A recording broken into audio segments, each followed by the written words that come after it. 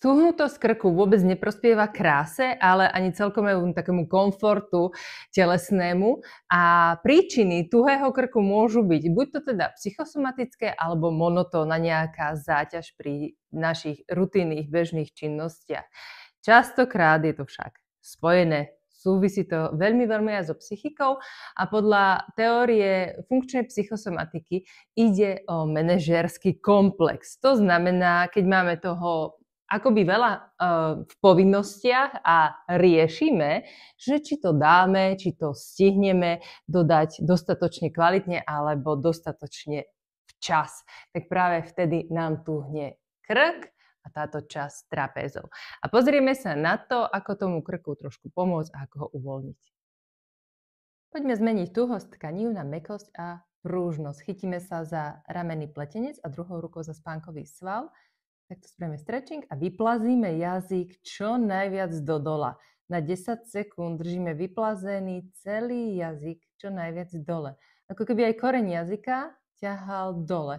Uvoľnením koreňa jazyka si uvoľníme krčné stavce. A to isté aj na druhú stranu. Takže si chytíme spánkový sval dlaňou, ramenný pletenec dlaňou. Tak a jazyk potiahneme čo najviac dole.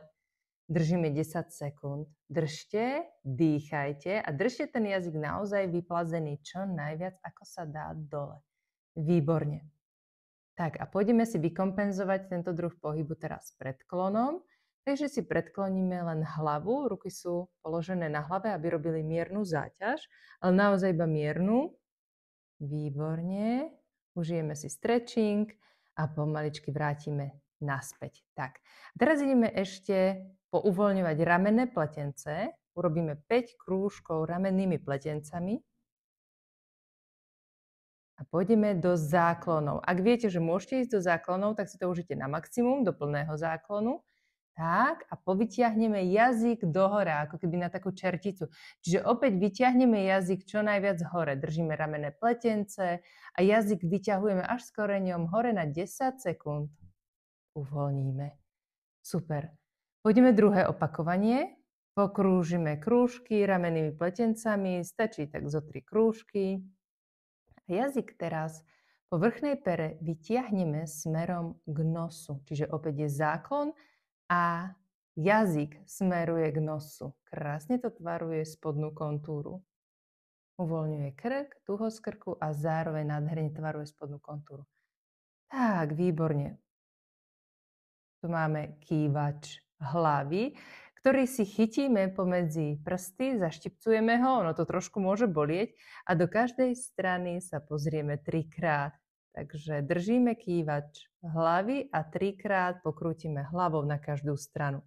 Toto isté ešte aj na druhú stranu. Chytíme kývač hlavy a pokrútime hlavou doprava, doľava, doprava, doľava. A ešte 1-krát. Výborne.